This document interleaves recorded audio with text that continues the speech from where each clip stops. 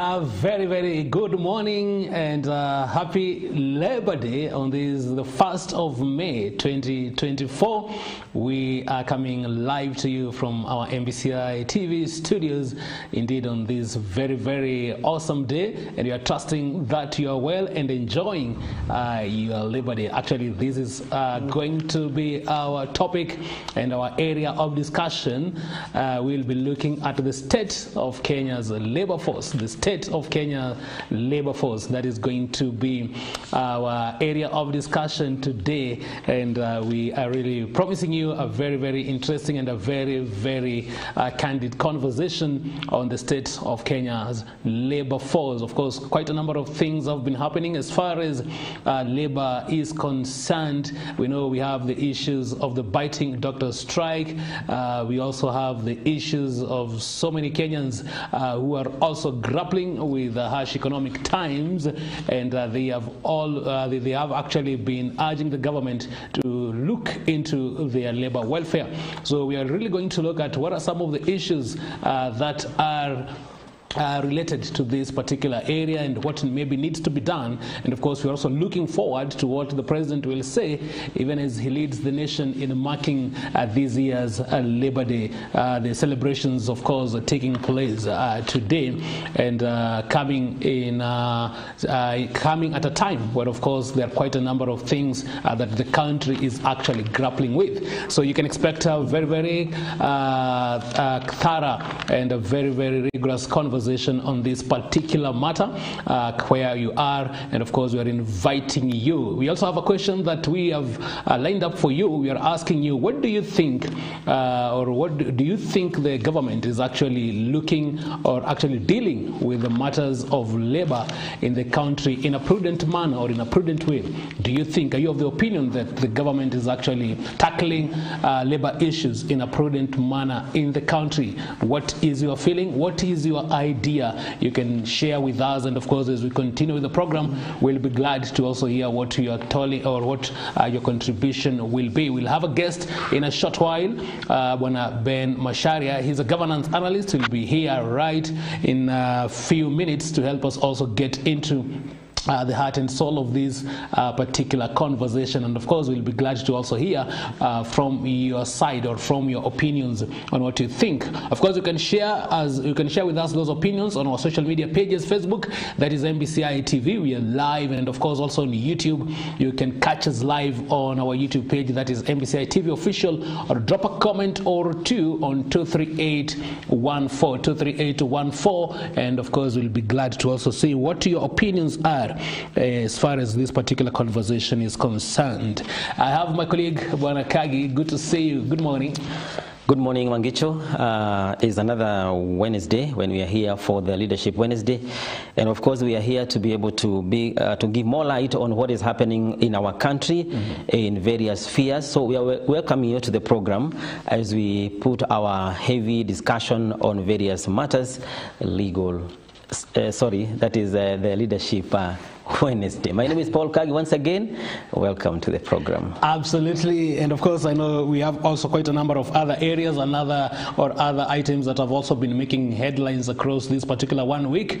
Kagi, maybe we can be in a position to look at them before we get into our area of conversation for today. Yes, correct, Mangicho. And I think one of the areas that we are all of us geared to is the issue of the floods which have affected our country.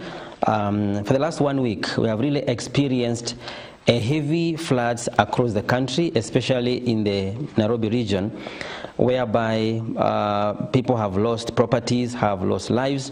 And the latest one, which was very devastating, was at Mai Mahiu, when water from the highlands really swept one of the villages in that region, losing around 48 people, and quite a number are not yet found, but the government is really using all machineries to be able to retrieve the bodies of those who are still under the mud in that area. The president was there yesterday together with other high-ranking government officials to be able to assess the situation.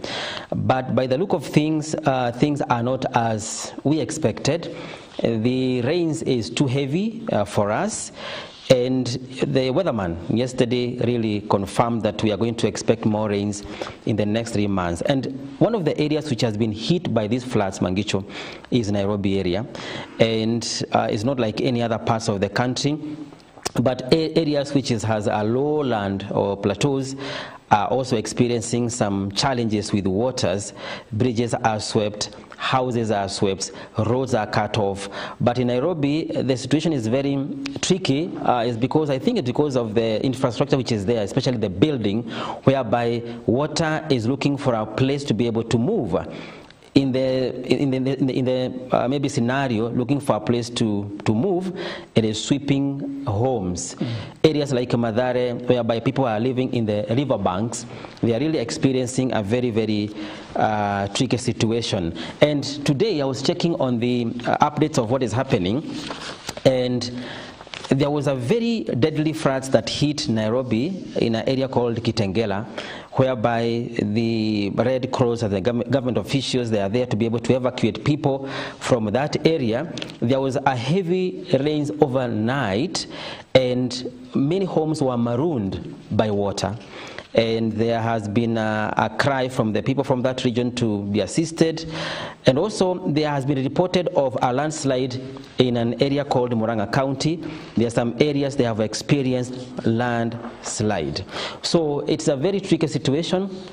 And yesterday the government, or through the cabinet, ordered a 48 hours evacuation from risk areas. You know, there are some people who are not maybe respecting the orders of the government, who are living in areas which are risk. Like in Mathare, those people who are swept by waters, they are living just close to the river. And when the water is sweeping the area, you know, they are not even seeing the seriousness of that matter. But Cabinet yesterday said those who are living in risky areas to leave. If they are not going to leave, they are going to be forced to leave. And also, there was another order given by the police that anybody who is going to be found trying to cross over a river or maybe a flooded area, they are going to be arrested. You know, we have seen some cases in our social media whereby drivers are trying to cross over the flooded areas, and they have been warned. If today, Mangicho, you are driving your vehicle in a flooded area and you are risking other people's lives, you risk to be arrested by police. And therefore, we need to work together as a nation, because we are in a very dire situation, to be able to see how we can be able to help each other.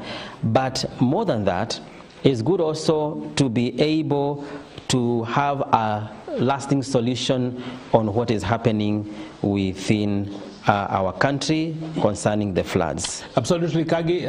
Quite horrifying incident, and of course very tragic incidents that we've witnessed in the recent days as far as the floods horror is concerned. The number of lives that have actually been lost, and the number of injuries that we've also witnessed, and even the damage that has also been occasioned by the flooding state.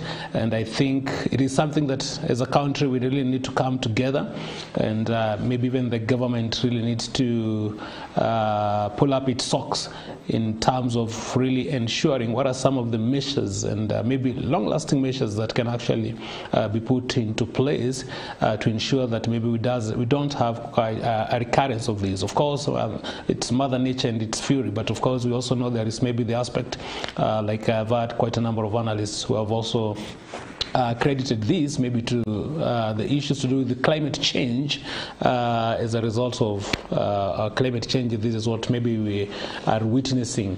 But I think it is something that we really need to look at, and just as you've said, it's high time also for the public to be very keen. It's the high time for the public to ensure that they don't just behave in a reckless manner. It's quite disturbing that we've seen some lives lost as a result of carelessness, maybe people just driving themselves into some of these flooded areas, flooded rivers and so on and so forth. Quite unfortunate, but we also know that there are those who have been caught by this particular situation, and there is nothing that maybe they would have done. A case in point, like the situation that happened at Maimahio, that was quite very unfortunate. But I think as we continue, and of course knowing what the weatherman has said about this, it's important that everyone does what is it that they can be in a position to do to ensure that at least there is something we can do to alleviate the situation, and or actually to mitigate the effects of this particular disaster, Kagi. Yes, and also we saw many leaders, they were out there to be able to help those people who are affected, especially those who went to camp in various places like schools, donating food, blankets, and other stuffs that are basic needs. I saw the president himself going to Maimahio and also promising that they are going to build houses for those who are affected. And also I saw the deputy president himself going to Madhioya in Muranga County, where people are also being affected by the floods.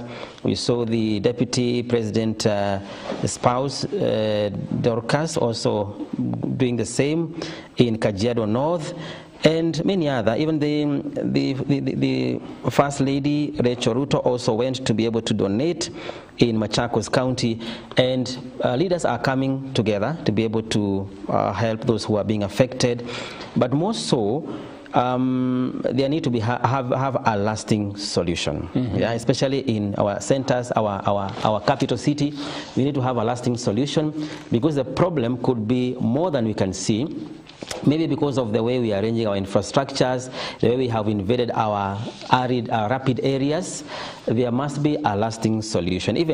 But I think that the main challenge, Mangicho, is the areas which are having the challenges of floods. People are being told to move from those areas to more safer areas. What is lacking is that I think it's a role of a government. Because today, if I'm living in a certain estate, I'm told to leave and go to a safer ground. So I ask myself, which is this safer ground? Is the role of the government through the ministry, which is responsible, to be able to tell us, those who are living in this area, the government brings the lorries to be able to carry our belongings and take them to where it's safe for us to provide basic needs like food, like water, and other things. But if you tell people to leave and go, where will you go, Mangicho? You cannot just go and sit on somebody's land. So it's upon the government to be able to prepare a place where these people who are living in risky areas, in fact, to be taken there. Sure. Yeah, because for example, if you look at Western countries where we have some disasters, some calamities like El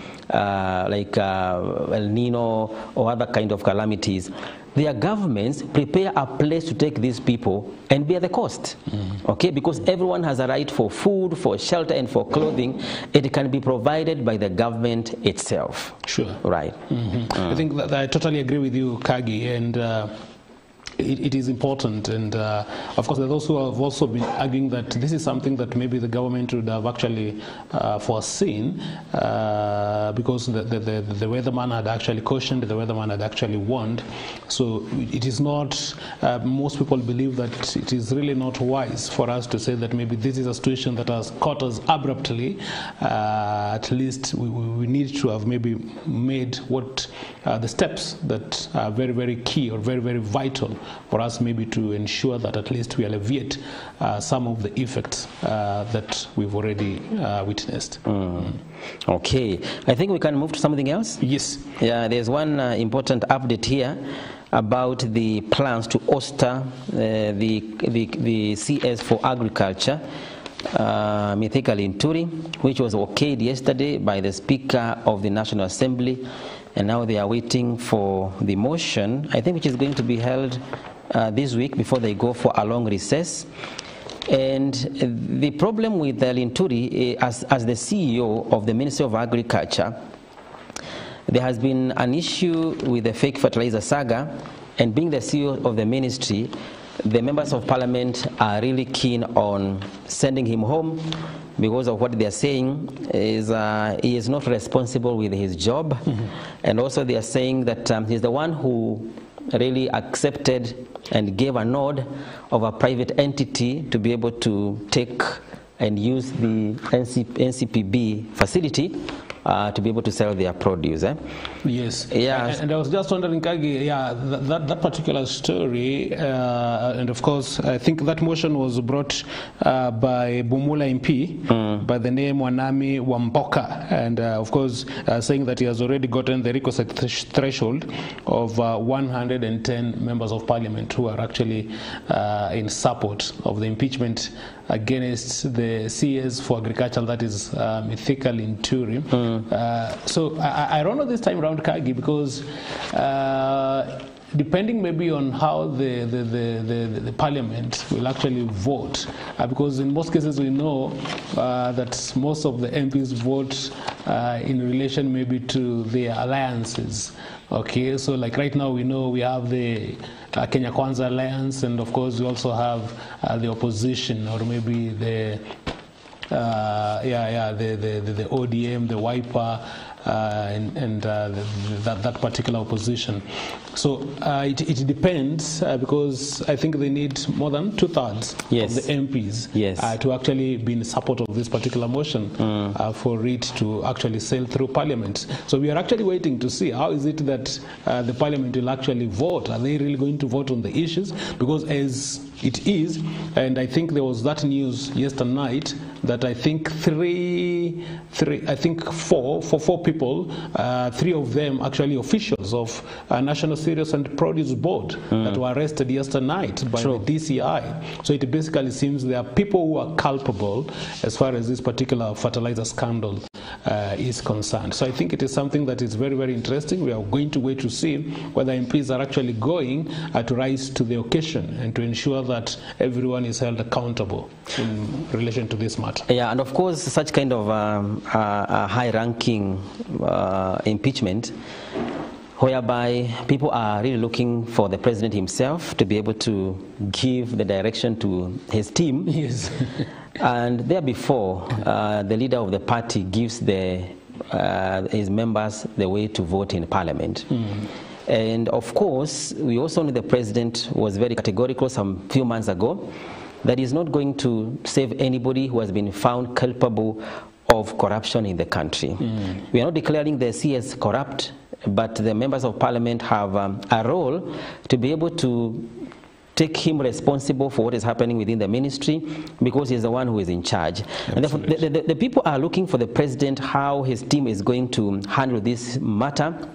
But Mangicho, by the look of things, I feel as if it's strategic, the way the 3 guys from the NCPB, the officials were arrested yesterday, could be a strategy also to be able to deal with Linturi himself. Sure. Yeah, as an example of those who are planning to indulge themselves in corruption. Especially the issue of fertilizer is very irritating to everybody, and you know how risky it is when you are trying to sabotage, when someone is trying to interfere with the food security of a nation. Exactly. We have come from a very far, where we are coming from a drought, and the issue of maize and the flour was very stressful to Kenyans. And if the government is trying to come up with a strategy to be able to provide food security for its people, and somebody else is really taking this for granted, really the law must take its course. Absolutely. Just to teach people, to give them to set them as a good example. Sure. Good. I think at this particular juncture, Kagi, we can now welcome our guest for today. Just as we had promised to have a guest, we'll be getting into the main area of our conversation today, being Labor Day. We are looking at the state of Kenya's labor force and what are some of the issues that our labor force is grappling with today in our country. And our guest is Bwana Ben Macharia, is governance analyst. Karibu sana. A very good morning to you. Asante sana, Bwana Mwangicho, for having me in your studios today on this day to be able to celebrate Labor Day together and discuss one of few issues that affect our workforce within the public and private sectors. Wow. Yes. Thank you, and I really appreciate your time to be with us, and happy Labor Day likewise. But before we get into that, of course, I know you you would want to comment on the state of affairs as far as the flooding in the country is concerned? Yeah, first of all, is to take this opportunity actually to send my condolences to the families of those who are affected in Maimayu. We saw it was a sweeping of an entire village by the floods, and it was very unfortunate. Even by rescue by yesterday, you could see that people are using their hands, but until that time when the president came in and actually offered some level of help to them. That is why you can see that now the efforts are ongoing smoothly. But we want to say that previously, some time back, there was a warning on the same because the area, there was an MCA from that who had actually warned and told people to move through to safer grounds. But as usually, when you approach people and you want to come up with any strategy to assist people, sometimes you're ignored. So, but it's very unfortunate that those people had to die just like that, entire villages. But we just hope that even people will even move to safer grounds. But just like Kagi has said, I think it is the responsibility of government to be able to protect its own people. It is not a question of telling people just go to safer grounds. Which one? We cannot just go and invade other people's farm. And if you see people have nowhere to go. So it is the responsibility of government to tell people either you are going to institutions or to government land, go and settle there until you have done ABCD. Because actually the level of havoc that has been caused in the Republic is so huge that really the president and the government has to move with a lot of speed so that they can save more life. In terms of maybe the government and even maybe the one inch, just as you've said, do you think this is something that really needed to have caught? It's like it has caught the government and even maybe the entire public by surprise. Is it something that maybe we really did not foresee? I think it is just only normal that in our country what we call disaster preparedness is just a mirage. Just exists in papers and nothing more. First of all, we have a department of government called the National Disaster Management Center. The work of that disaster management center is, first of all, is to identify all the high-risk areas and be able to do a lot of civic education on the importance of moving to safer grounds, which to the same they can still give suggestions to government for proper action to be taken. If, for example, we see that these people are living in a valley where anytime a dam can burst or we can have this and that, it is the responsibility of National Disaster Management. In fact, they could be having a center around there. Because like you see, like big dams like Masinga, you cannot expect that we don't have an NDC center there. That is now, the spillage now is causing people are now being swept away. That's when they are coming. Again, when we had El Nino preparedness, what was it all about? We had billions were spent in Nairobi County. Right now you see people are being swept by floods in Mathare and all the other areas, which means that governors, even I have to blame them, they never put the monies where they are supposed to go. Even here in Nakuru, in some place here you see, people, there was a lot of flooding and people are just unclogging the trenches at night, to which we had millions of money gobbled and used as disaster funds. So we must say that the government has failed from the word go. It is not by, it is by design. Sometimes some of these floods to come. That's when you see this kind of uncoordinated efforts around the country in terms of how you can prevent and save lives. Wow. Okay, Kagi, maybe before you come with the point, we can just take a very short break. Then Kagi, you can chip in even as we prepare to get into our main discussion, and that is, of course, the state of Kenya's labor force on this very happy Labor Day celebration that, of course, we are marking in the country. We take that short breather as we prepare to come back with much more.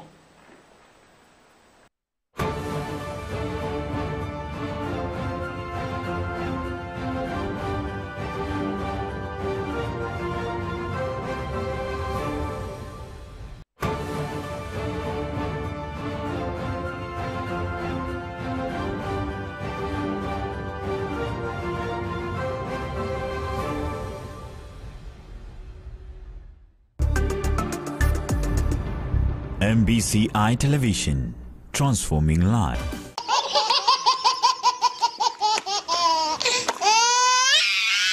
Nitaje symptom moja ya heifer? Diarrhea. What? Diarrhea. CEO in full inasimamia nini? Here we go again. Central... What? Central Chief. Rudia. Chief Officer. Fuata asali? Fuata asali ugeuke nyuki. Fuata asali ugeuke nyuki. What is that? Kuna huyu mtu mwenye alikuwa anaitwa Isaac kwa Biblia. Isaac alikuwa na watoto kama wangapi hivi? Wawili. Wonderful. Nani na nani? Cain na Cabin. What did I hear? Cain na Cabin.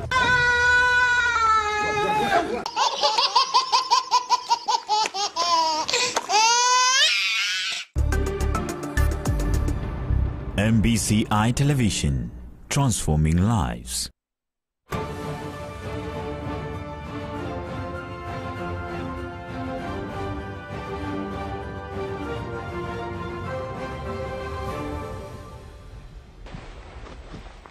Welcome back, and many thanks for still keeping us company right here on Leadership Wednesday. Of course, this is a program that comes to you every Wednesday discussing matters of leadership and ensuring that you also get a role, you also get your contribution in terms of ensuring that we better our leadership. As we always say, everything rises and falls on leadership, and when we have good leadership, that basically translates to also our lives being better and more better. We are having this particular discussion on the state of Kenya's labor force. That is basically what we are going to delve into. And of course, this coming on a very day, we are also celebrating this year's Labor Day. So we want to look at what are some of the issues that you are facing as far as this particular matter is concerned.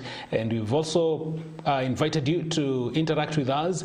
We've asked you, do you think the government is addressing, tackling, or dealing with labor issues in a prudent way or in a prudent manner? Continue giving us those reflections on 23814 for shortcut platform, and of course also on our social media pages. That is MBCI TV for Facebook and MBCI TV official for YouTube. Kagim, you had a point. Just a comment on the role of NEMA in the whole situation. Okay. For example, if you hear there's a dam which has really broken its banks, who is to be responsible? It is NEMA who gives a license, maybe when they have done their own research on the environmental situations, to be able also to monitor whether that dam is of any environmental risk. We heard some years back about the Solai Dam. The same situation happened in Mai Mahiu. It's how people are collecting water, and there's no one to be able to verify whether it is being done in the right way or if there are any risk. So I feel NEMA also has a part to play. If you go to Nairobi, people are building and living along the riverbanks and risking other people's lives. And therefore, even the urban planning has a role even to play, because if you go to Nairobi, the way we are erecting our houses there is really affecting even how water is being drained within the cities. Sure. Yeah, that's something that is very important. It has reminded me of the former governor for Kiambu, Ferdinand Waititu. Still on these issues to do with the floods, and the comment that he made that really went viral when he was really trying to defend those who have already constructed buildings and those who have constructed houses. He was against the demolition of those houses, saying it is much better for the person who has built the houses or those who have constructions to ensure they find a way in which they can ensure that the water can use other routes. They can push the rivers. Sure. But it's important for us to really put that one into consideration. Now let's shift gears now and get into our main area of discussion, and that is state of Kenya's labor force. And today we are marking the Labor Day in this particular country, and it's coming when The doctor strike is still biting. It is also coming at a time when we also have teachers that were employed on contract, the junior secondary school teachers. We've also seen them doing demonstrations and actually urging the government to ensure that they are put on P&P, or permanent and pensionable. Also coming at a time when we've also had the minister, the cabinet secretary for public service, that is on Moses Kuria, saying that he will actually see to it, or be in a position to actually find a way in which maybe will ensure that government employees, or those who are civil servants, are not going to be employed on permanent and pensionable but on contract terms. And we've also seen some other county staffs in different counties also grappling with some of these particular issues. So it's a real is a whole entry as far as the labor force is concerned. And just to bring you to this particular conversation, Bwana Macharia, we are marking these Labor Day celebrations today. What do you think as far as this particular government is concerned, when you're looking at the strikes that we've been seeing, like for example the doctor strike, what does it say in a nutshell for the labor force in Kenya? Thank you very much. I think when you look since this government came in, we expected them to understand that the first point of any service delivery is the labor force, may it be in government, private, or the informal sector, whereby we expected that at the end of the day there were certain aspects that were supposed to be addressed even as they came in. That is why, to a large extent, you saw the campaign on the question of the hustler movement, where we were to empower the border, the Jua Kali sector, but the Mama Mbogas. Those are the informal sectors. Make sure that you spur growth in this area, because they employ a lot of people, about 80% of the workforce within the country. So we expected that guidelines and all the other policies that were made were to favor that sector to a large extent. But we have seen over time, since they came in, the question of labor force has not been actually been taken very seriously, because that's why you see with the cost of life rising and all the levies that have been passed by the government, nothing so far substantive has been done to the labor force of our country. Just look, when was the last salary increment done to the labor force? In fact, it has gone against now to come with other levies now and raid the payroll of the same labor force. That's why we are talking about the housing levy. This thing has actually gotten into, has killed the morale of the labor force, both in private and in public sector, because we expected that this government could have come up with a modality with the rise in cost of living. They also look at modalities of raising the salaries for the workers and maybe advocating for better terms. But what we have done, we are being treated with a lot of charades. That's why you see now our minister saying that maybe we can cut costs by maybe offering contracts and so on and so forth, so that we can at least make sure that we employ for a short time or go. That means that issues of pension and all that will just have to go away. So I can say overall, in terms of how the government has been able to manage the labor force, it is very wanting.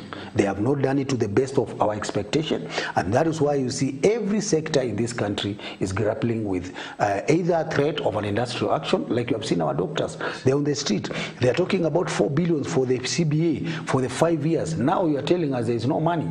You are telling us there is no money, at the same time we hear you have invested 16 billion, you are doing other things, renovation for 9 billion. You cannot tell a workforce that is promoting the health of Kenyans. That's why you see also the education sector, they will still go on strike. There was also rumors that also the teachers wanted to go on strike, because at the end of the day the life has really gone up, but our salaries remain the same. They are again being raided. Even to say this, that you see in 2020 you could see somebody earning 58,000. Right now it's coming to 50,000, which means that it's being cut every time. Instead of it rising, it's going down. That means that when you look at the labor force, there is nothing to cheer about. Even today is Labor Day. What are we going to celebrate? You have seen what even Kotu have suffered for the last 1 month. There has been a question of, Atuli talkers, the government now is going to non-issues. Atiatuli has overstayed in that position. You know, you cannot raid an organization and your government. Your work is to regulate the sector, make sure that you provide what is supposed to and what is needed for the workforce to be able to operate well in this country. Yes. Yeah, and just before Kagi comes in, let's look at this particular issue, number one, and I think this is what Moses Kuri has actually been quoted as saying, that he'll actually come up with an idea, with a suggestion that maybe he's going to follow up to ensure that it is actually put into implementation. The issue of employing people on contract and not P&P. What do you make of these?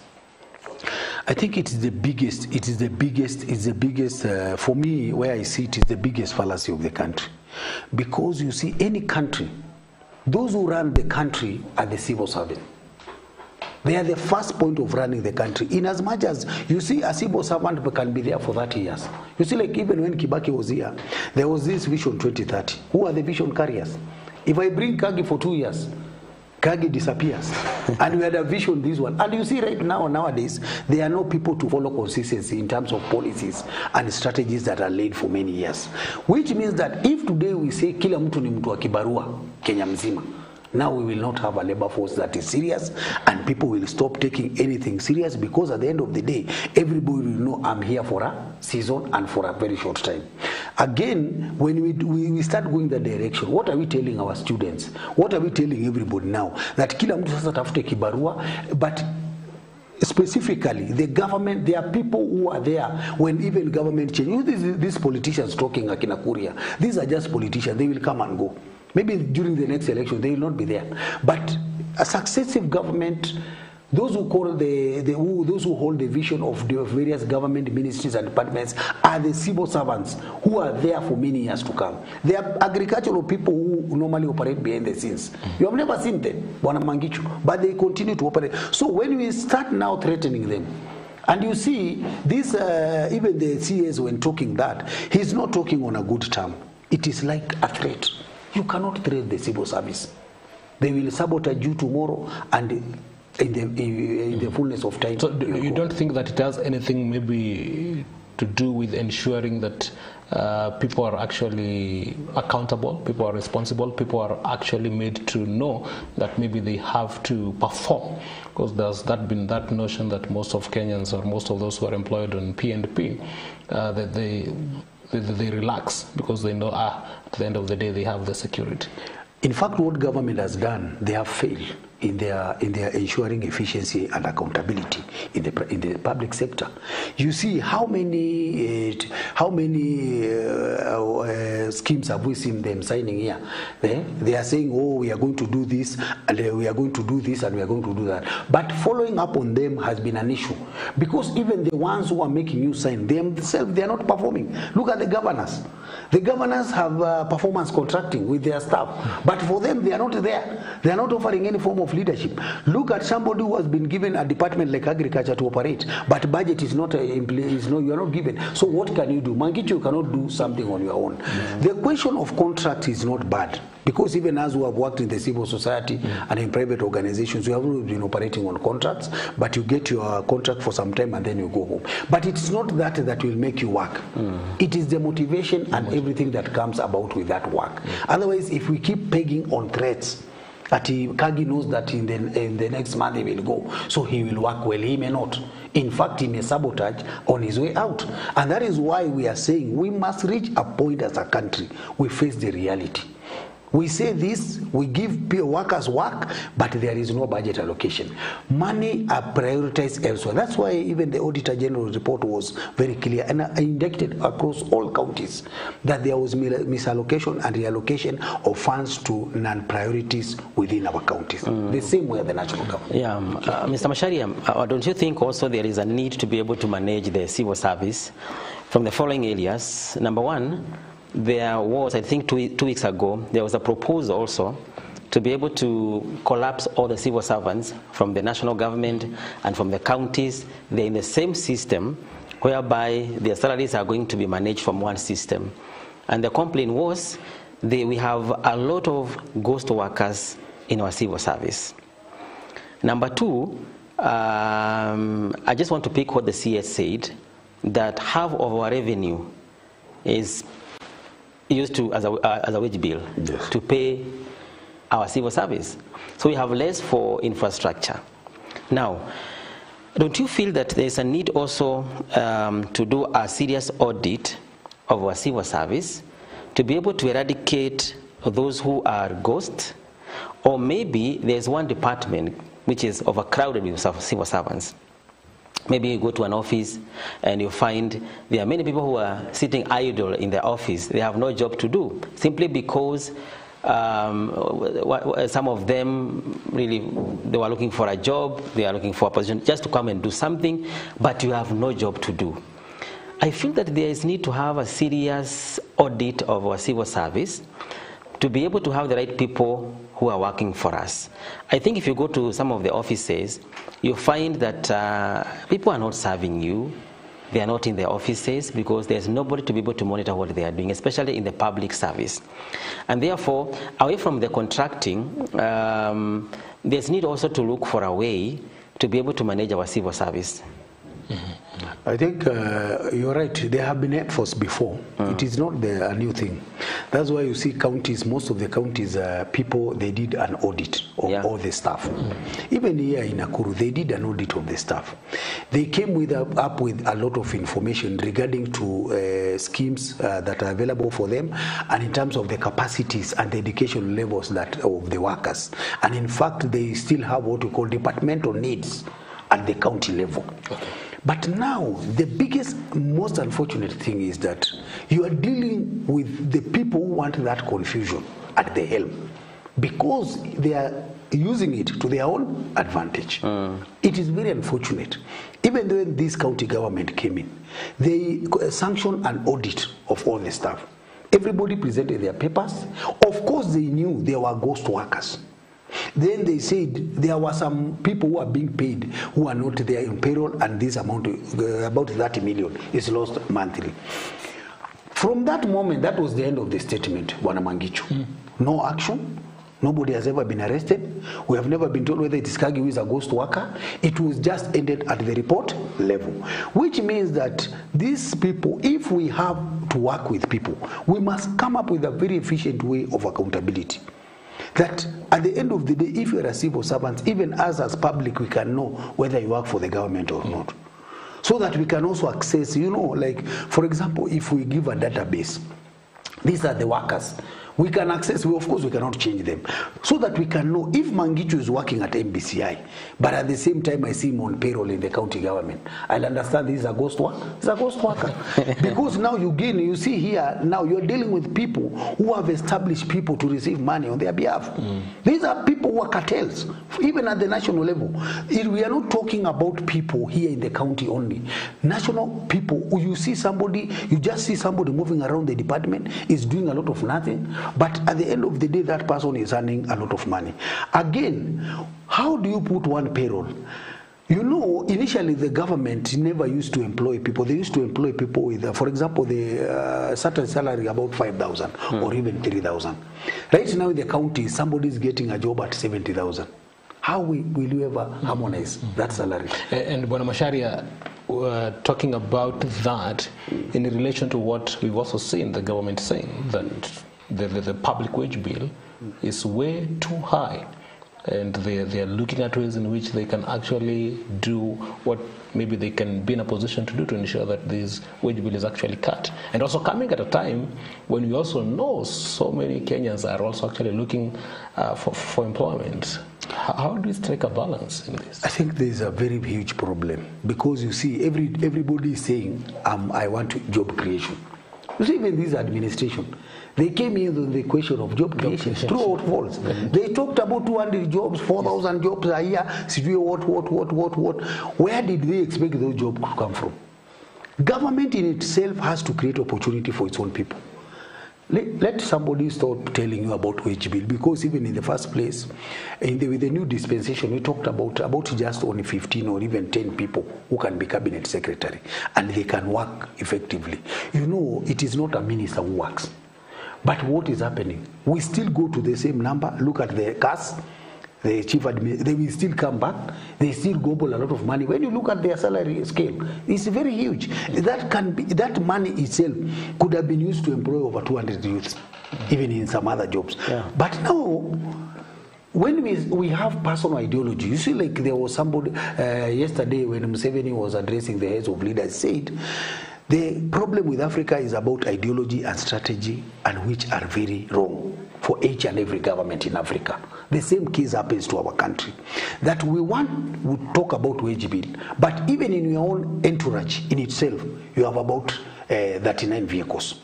And you are just one single CS. You understand now where the problem is coming. So that fuel, those people, all those comes, we must just reach at a point as a country. That's why we have had what we call a wage bill conference. But even they went to talk to themselves. You saw, there was no public participation. They call themselves at bombers, they are just there earning allowances, they are talking about wage bill. Which wage bill are you talking about? While at the same time, you are talking while earning allowances. Let us be realistic with our people. We must strike a balance and understand, even with the country development, we must also balance our needs vis-a-vis our income. But they're talking about balancing, Bwana Mashari and also Kage, I know you can maybe chip in on these. We have the SRC. Yes. Because the people feel we have we have very big disparity in terms of how maybe we remunerate our public servants. And maybe that is where we are having a problem. Have we really as a country been able maybe to ensure, because apparently I'm told that in some other countries, members of parliament actually even maybe earn less than maybe other servants or maybe other workers, like maybe the doctors or even the teachers. But when it comes to Kenya, how is it that maybe our politicians, they earn way too high, maybe compared to others, and how can this one actually be solved? What are some of the issues that need to be put into consideration? One of the things is that, we come up with constitutional bodies, we give them mandate, but at the same time we usurp the powers through other means. You see, like SRC, when they came in first SRC, they came up with a lot of suggestions, and they gave up recommendations that we could cut across all sectors, from the private, public, and all that, even politicians. What happened? They were sacrificed. They were called names by the same politicians. Oh, you people have come to finish us. You people have been sent to come and finish us. They were beaten left, right, and center. Until that time, even their own budget was cut. And then they realized, okay, who are we dealing with? These people are talking us that they are giving us mandate. We reduce the wage bill, we manage the wage bill, but they are the ones now calling us in the bathroom and beating us up. It cannot happen here in Kenya, because as long as our leaders and our members of parliament still continue to act in the same manner, my friend, we are wasting time, and we are lying to Kenyans that we are ready to change things. Because you see, like MPs, they have always been earning for more allowances, more salaries. You see, they are just talking about, and they are saying they are the ones who look at the Wanjiko, they go, but there is that worker there, down there, who walks up everybody at 5 every day and leaves at around 6:30, even sometimes even at 9. But that worker is nothing working. But this one individual, MP Kagi, wants to earn everything, while at the same time makes a lot of money, while at the same time don't want to be controlled by the same legislation we are doing, so that we look like we legislate for other people, not for us. That is why even for us that has become a problem. Again, how do we set standard as a country to say that these are the things now we are going to get? Maybe Kuria could have done this. From today, if the government want to employ, they will not employ PNP. So that once they face out this leadership, this group of permanent and pensionable, maybe they will have that one. It will be like a transition. It's a transition. Maybe they talk like that. But if now today they start telling me, Mashari, you are going to go home. Already some of us have committed in mortgage, we have committed ourselves in so many other madeni hapa na pale. How do you expect now me just all of a sudden to adjust everything? Now my contract is ending next year, or it may end in December. It may not work in this country as per se. That's why if you have made a mistake, it takes also time to make a mistake. This is a systematic issue. If we are not working, Kuria is not coming up with we have been here with successful regimes, and we have been having this this problem. Mr. Mashari, there's also another proposal which is coming up slowly by slowly to reduce the retirement age from 60 years to the previous 55 years. And I felt that if it is going to be, in fact, it has been talked so much, the Parliament is waiting to debate on that proposal, yeah, that from 60 to 55 years. I think this is also a strategy to be able to reduce the wage bill. And I feel if it is going to be passed, it's going to affect so many civil servants abruptly. Okay? Yes, you see, Kagi, we don't have civil servants who work in Uganda. All of them are Kenyans. They have families, they have dependents. Even at 60, sometimes somebody is taking care of the grandchildren, so on and so forth. With his own retirement age going there. In other jurisdictions, like in Germany and other countries, you see when you get older, that's when you become more valuable, you have more experience. We have seen young men destroying this nation. We have seen young people being given leadership position the way they have mismanaged, and they are doing a lot of things. Just look at, I'm sorry to say, like in the governor of Nairobi. You see somebody dancing and doing certain things in a very manner that likely she doesn't show some level of maturity, even in terms of how you manage issues. That's when, as a young people, we are killing that space. So even these old people, the more they are old, the more they are supposed to give us value in terms of experience and all that. But in our country, we tend to stigmatize old people. That you see, even we just say now that bill you are saying now is just trying to kuwaondoa mapema, just remove them. That is now the state of our country. They are just trying to, they don't look for a proper way of dealing with anybody in a civilized manner, but rather they sign any unnecessary means. They can use any means just only to remove you, and even that's why you see. So it's not necessarily looking for opportunities for young people. No, you see, like for example, you see, for example, even himself, the president, the biggest workforce, like I've said, was the informal sector. Since this government came in, ile 50 billion ya mama mboga ilienda wapi? Where did that 50 billion went to? The 50 billion for the border, where is it? You see, even if you could have brought the 50 billion, you could have said, at least for me, I've taken care of about 45% of the informal sector, which is employed young people on the motorbikes and all that. Look at the young people. Now they are coming, taxes after taxes. Even operating that motorbike will not be a reality for many young people. Which means, that's why I'm saying, you cannot tell us you are going to Nairobi and you are headed to Eldoret. Not unless you are going to Eldoret and then you take a plane to Nairobi. And if you are going to save anything, I don't think that is fair. Okay. So we need to be very candid as a country and say this is how we need to address our labor force. You see, like right now, since 2020, when somebody was earning 76,000, up to today is almost 50-something.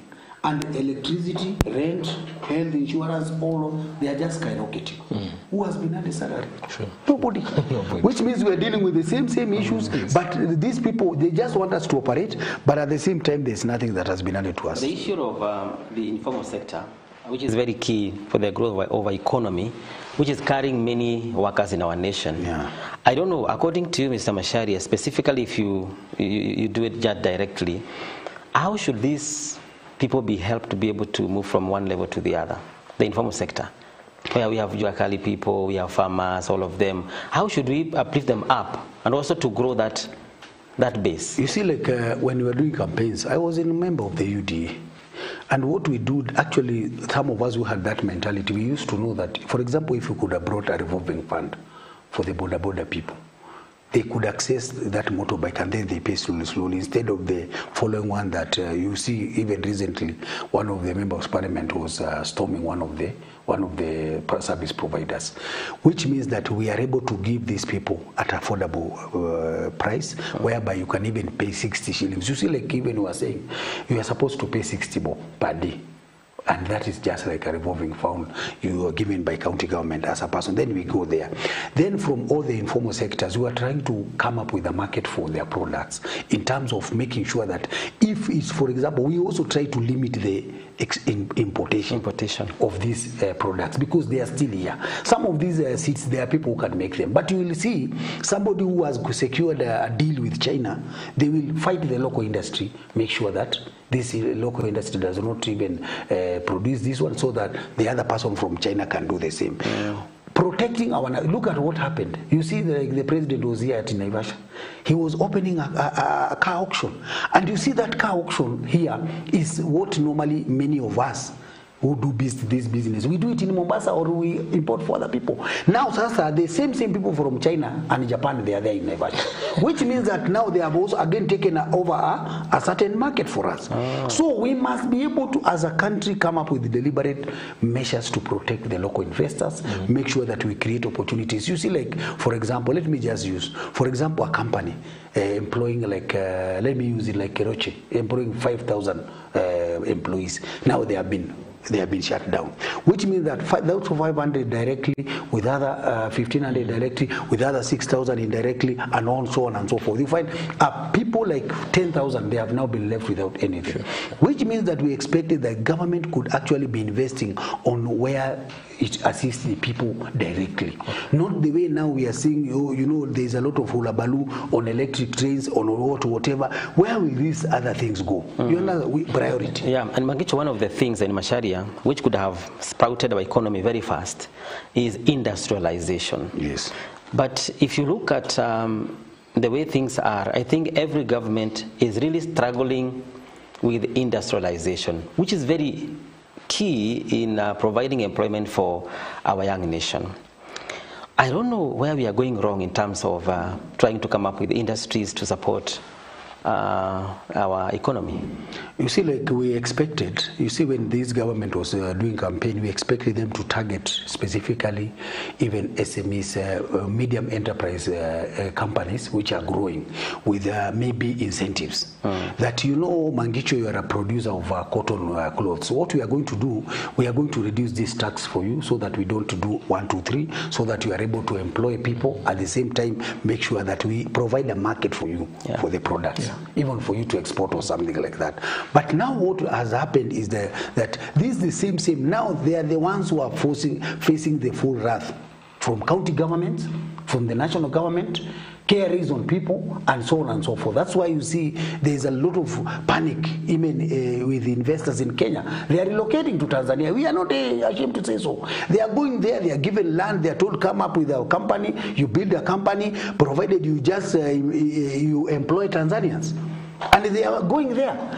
Look at major breweries companies. They are going there. Look at major dairy industry. They are going there because they are looking. Somebody come just right away, tunakupatia eka 10, tengeneza kiwanda, andika wa Tanzania hapo. Now what happens? People are getting employment. That's what Sulu is doing and there. Tax is lenient. Then taxes is lenient, because now here, when you become an investor, you are punished heavily. That is now the problem. Now you are kiare wanakaa hapo nje, you are KBS na wanakuja pale nyuma, wengine you are send all the multi-agency to come for you, so that they give allowance for somebody who is just coming with importation, somebody just come with something from China, they just put it in the Gikomba market, they sell, that is it. The question of labor, that's why again also, when you look at we must say this, when you look at the labor movement in our country, Akina Atuli and the rest, initially they used to speak about issues of workers from January to December. But we must agree, at some point they deviated. They became politicians. So that once they start doing politics and they start going to bed with the executive and the government, they cannot again raise any issue. That's why you see workers have been saying, okay, what is happening? Now, I told you are sitting on this board, you are sitting on that, some other people are doing this. Who will now speak about us? Just tell me one clip here. Somebody who has come out very clearly to talk about the welfare of the workers, even in the whole country. There is nobody. Because kila mtu akipewa chakula ananyamaza. Now people are just saying that now it is time for us to change. What are we changing? But we as leaders who have been given opportunity, we are not assisting our people. You see, today you can think you are just advocating for a young man to get salary, but that man may marry your own daughter at some point or wherever. this and that. It's a symbiotic relationship. So even this country, we want to maybe urge the president that, you know, it is never too late to change some of these labor issues. Let us now focus on improving the welfare of Kenyans. Wafanyikazi saizi, they have raided their payslip. They have raided through this housing levy. And you see, in government, you are being told, if you don't want, talk away. And that is not the attitude where you expect people in the public service to be able to offer any service to somebody who is coming as a sick person. You see, the doctors are there. Nobody cares about them. Tomorrow, the teachers join them, go and then, and yet we are here hosting head of state discussing about what? As a country. It is a very terrible spectacle. And of course, we have some Kenyans who we interviewed, and of course, they are actually representing the labor force or the workforce, and we want also to find from them what do they think about the state of the economy, talking about the labor force also yearning or actually asking for better welfare, but also in a situation whereby even from the through the heavy taxation, maybe most of them have actually gone through a lot. Let's see what maybe they are thinking about the state of economy as far as their lives are actually concerned. Our director can give us that particular segment.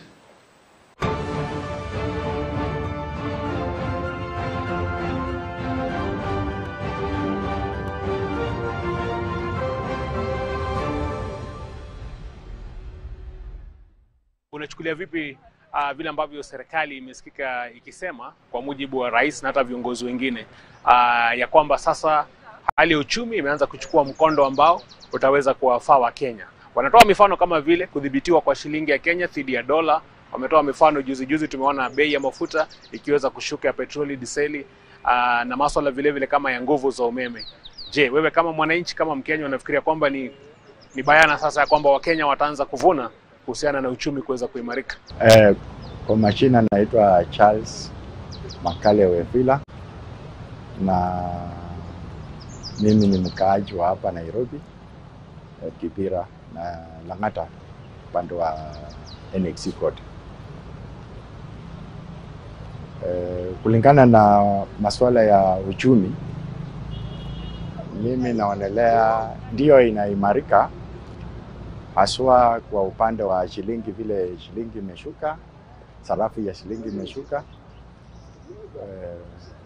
kuhusiana na dola, na vile mafuta imeshuka pia, na vile hata bei, bidhaa za bei kama unga inaendelea kushuka na sukari pia. Lakini sasa mwananchi wa Kenya mashinani hajaona ile kabisa umuhimu wa hizi bidhaa kushuka, haijafikia mashinani kabisa. Sasa kwa upande wa shilingi nasema ndio imeshuka, lakini it should not be a PR ati inashuka leo na kesho inaanza kupanda tena narudi mahali penye ilipokuwa. Lakini ikiendelea kushuka, mimi niko na uhakika Kenya itaimarika na itakuwa mzuri. Na tena unga ikiendelea kushuka itakuwa mzuri.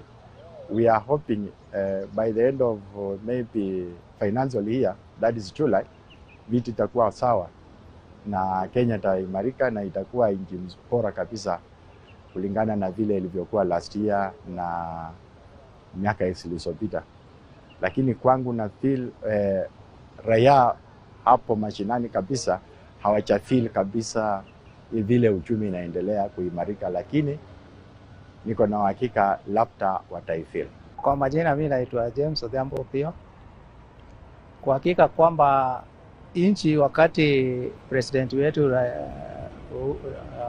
William Ruto alichukua, wenyewe uchumi ilikuwa mbaya sana, lakini sasa pale tumefikia tunaona kama Kenya inaendelea upande mzuri, na sisi kama Wakenya tunataka tuunge serikali yetu, kwa sababu hakuna kitu inaweza kuja rahisi. Watu wanalia kwamba maisha imekuwa ngumu, lakini kwa sasa tunaona kama unga ilikuwa juu, lakini tunaona kama sasa Kenya inaelekea kwa upande ambao tunaona tutafaidika.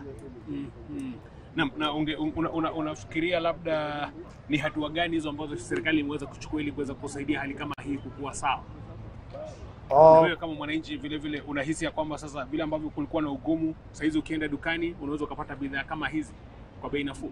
Kwa sababu tunaona kwamba serikali ya Mheshimiwa William Ruto wamesaidia, kwa sababu wakati serikali ambao iliyopita wale ambao walikuwa wanafaidika ni wale ambao wakubwa, lakini sasa hivi vile serikali ya Ruto ameanza kushika wale ambao walikuwa wanaepa kulipo ushuru, wakubwa wadogo ndio walikuwa na nyanyashwa. Ndio sasa hivi tunaona kwamba sasa pahali tumefikia ni pahali ambao sasa ameanza mambo ya corruption imeanza kurudi chini. Wale ambao walikuwa wanatunyanyasa sasa ndio tunaona kwamba hii serikali inaendelea upande mzuri, na tunajua kwamba youth wetu na sisi wote tutamuunga mkono kwa kazi yake ambayo anafanya, na sisi ambao tunataka akamate ni mambo ya corruption ndio inatumuliza sana. Alafu upande ambao inatunyanyasa sana, angalia upande wa security, ndio tunaona kwamba wale ambao department ya security kuna ufisadi mingi, na hapo ndio pia tunataka umulike sana. Ndio tunaona kwamba akisimama kidete, akisimama kabisa, ashike wale ambao upande wa security, tutakuwa sawa. Na Kenya sasa hivi pale imefika, tunajua tunaendelea vizuri na tunazidi kushika kamba, na tunajua kwamba serikali ya sasa hivi iko na mwelekeo vizuri.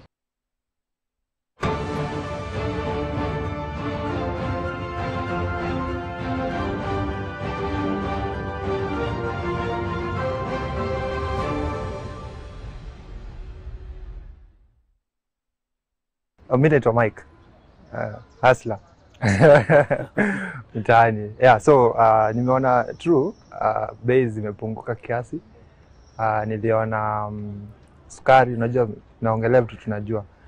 Ya token mimi siwezi comment. Jo mimi naekanga tu token. Naona units, juu kazi zimechange. I'm not very keen, yeah. But for unga ya sembe na nilitembea nikaona yeah imeshuka kiasi. Last time I bought it at so hiyo 120 ndio walisema kwa gazeti. But I bought it at was it 135? Yeah, something like that. So yeah, imeshuka kiasi. Basically I was not complaining so much about the economy. I'm still young. I don't have a family and all that stuff. So I can't afford to complain now. I don't know how the others are feeling, but maybe it's a little bit fair. And looking forward, do you think the same trend will continue? Are you hopeful that it will continue to stabilize even more and more, and some of the prices of these key ingredients will still continue, maybe even come down for the favor of mwananchi? Maybe it might come down, but you know, life never gets easier. Yeah. So if you're looking at how the economy was back in the days, if you're taking that into consideration, then in the days to come, of course, economy maisha itakuwa iwezi kuwa rahisi. Unaona, itaendelea kukua sama ngumu. Juu kitambo mkate ilikuwa unanunuliwa pesa ngapi? 15 bob. Right now we're buying it at 60 or whatever. So in the coming years, of course, haiwezi kurudi kuwa kwa 15. It will be more than that, unaona? So life will never get easier. Yeah, it will always. So issue tu ni watu pige PR vizuri turidhike, but life will never get easy. Thank you so much for your time.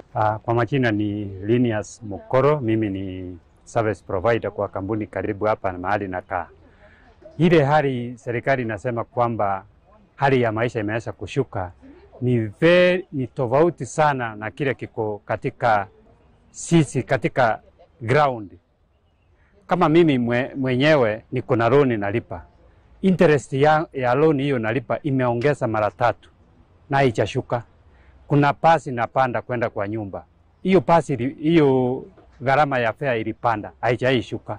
Kuna school fees nalipia mtoto wangu, ilipanda, haijaishuka. Kuna mtoto wangu alikuwa anabeba na pass kwenda kwa shule, ilipandisha, shule ilipandisha, haijaishuka, iko vile iko. Chakula ile ilikuwa mtoto anatumia kwa shule, iliongeza na haijaishuka. Sasa mimi katika ground kile naona ni maisha kwenda kupanda, kinyume na kile wanasema kwamba maisha imeshuka. Maisha yangu kibinafsi kwa nyumba yangu imekuwa gari. Hata mtoto wangu ilibidi adivae college. Sasa na mtu akiniambia maisha imeshuka, hiyo kweli katika kwangu binafsi maisha imepanda sana.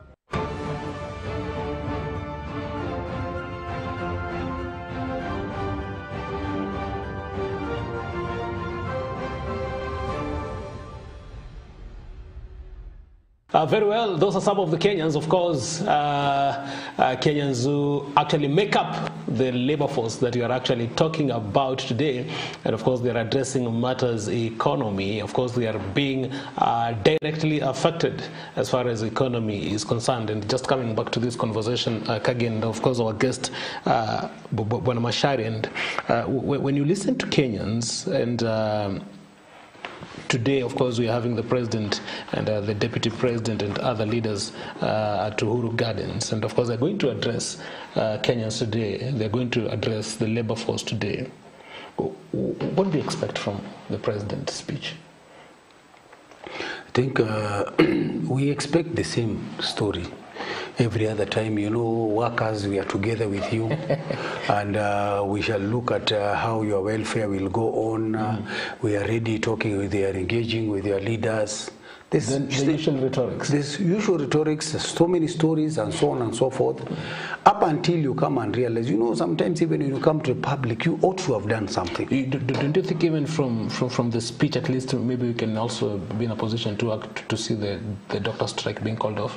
Those days are long gone, where the President Moi could announce, and that thing has come to an end, because there are things which have been done behind the scene. We saw, even recently, last week, the other week, the doctors walked out of the bargaining table. Yes.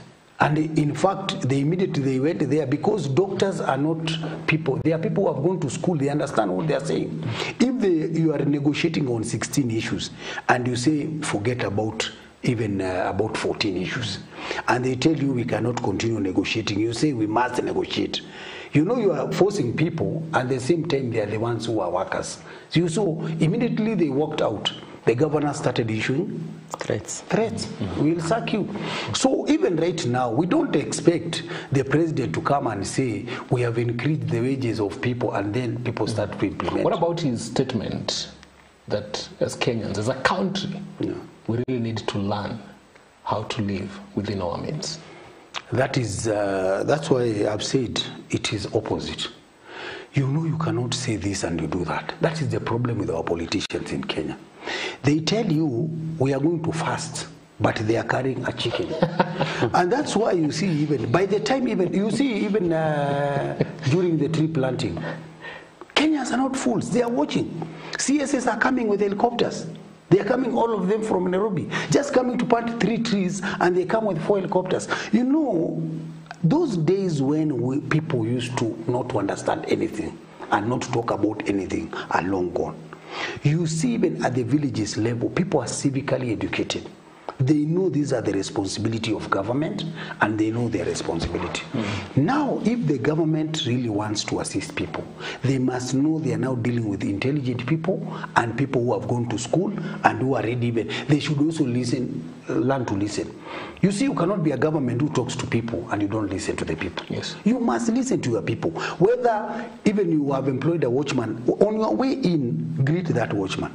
He may tell you, Mr. Mangicho, tomorrow change your time a bit. There is somebody moving around here, and he may not be a good person. Okay. But when you don't talk to those people because of our attitude about Kenyans and all that, sometimes we are found by events that actually maybe we can be killed or something like that. The same thing that Ruto and this administration must understand. They could have engaged properly, they finish everything, but not just only to attend festivals today, just normal, and then they usually read the same statement, and then they say we are going to look, and then nothing happens. And you see, you cannot start by wrong, you cannot put the cart before the horse. When they started reading people's salary, I will keep saying this, without public participation. Then you purport to do public participation behind the scene. That is where the rain started beating this government. KOTU has been there for many years, and I could compare KOTU with NAT. There was a time NAT was a very vibrant teachers union organization, but I don't know what happened because it somehow got shut. KOTU has been there for many years. If you look at the history of many labor organizations, like in South Africa, which go even to an extent of producing a president in South Africa. Yeah. In Kenya, KOTU, I don't know whether Macharia, you could maybe say that KOTU has had a very good impact in our labor workforce.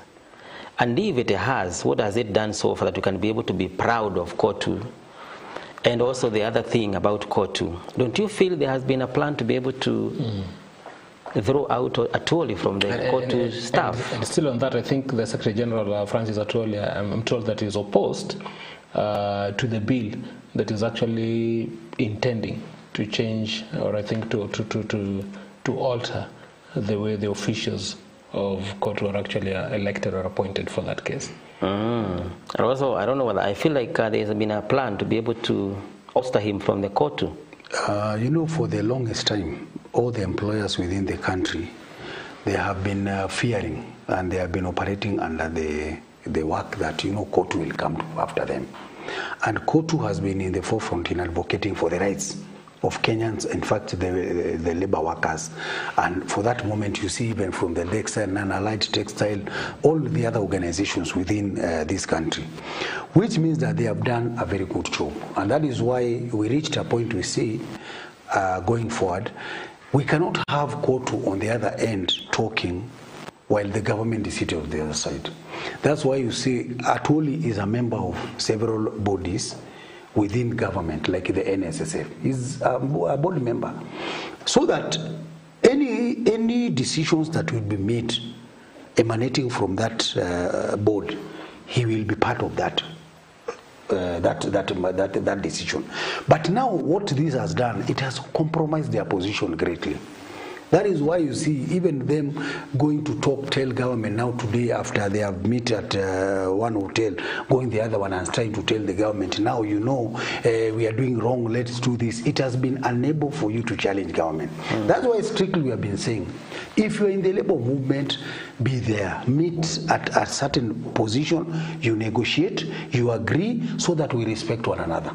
But when you start going to State House, when you start coming to your birthday parties and you are the chairman of the labor movement, that's why you see even the NATs, they started dying because their leaders now again also went to politics. You have had leaders of NAT now who became members of parliament. Look at Kupet, the chairman, Mr. Mboko Milemba, he's a MP for Emuhaya.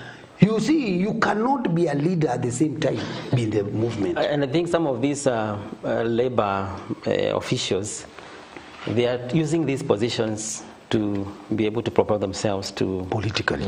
I think that has been a strategy. That has been a strategy. That's why you see many of those union leaders, they have ended up becoming MPs, and they are all vying in one way or another.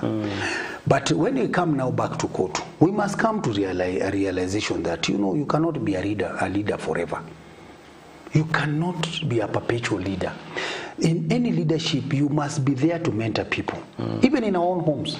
You're a young boy, you don't need to fight your firstborn all the time. Just tell him the way you are going is not the way. For me as Mangicho, this is the way I want my family to go, even when I'm not gone. But you cannot be there forever making decisions, saying it is you, year in, year out, for the last 30 or 4 years. At least by now, what we do, because you cannot say it's not a monopoly, is a question of mentoring other people. Although we are not supporting the efforts of government to try and remove him, because at the end of the day, that's interfering with the labor movement. Because the moment now they interfere and then they put somebody else in that leadership position, it means that organization will be compromised. That's why you see people like Akina Fazul Mohammed, they are trying to say that they are telling the private regulatory authority, they are saying that people should not submit any money to KOTU. That is not the work of Fazul. You know, Fazul has been very controversial, even when we as NGOs. He came there, he gave some rules which he didn't even understand.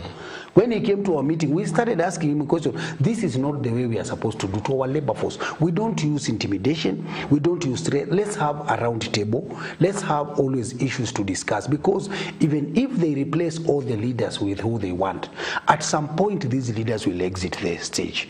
So it is now also upon the likes of Akina Atwoli also to prepare for their future.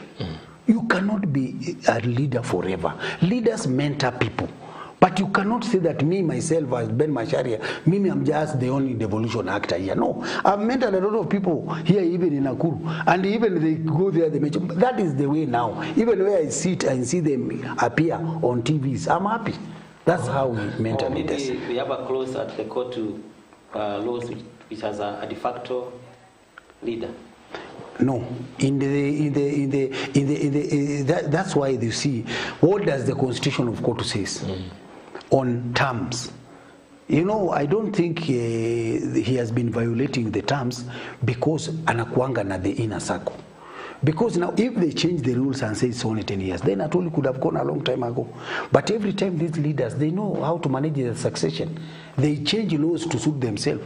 They just bribe Kagi and you start say, Sasa Sisi, we have no problem. Let Macharia continue for the next 10 years. But people's interests have been taken care of. That is the worst thing about labor movement. Do you think, as we come to the close, do you think the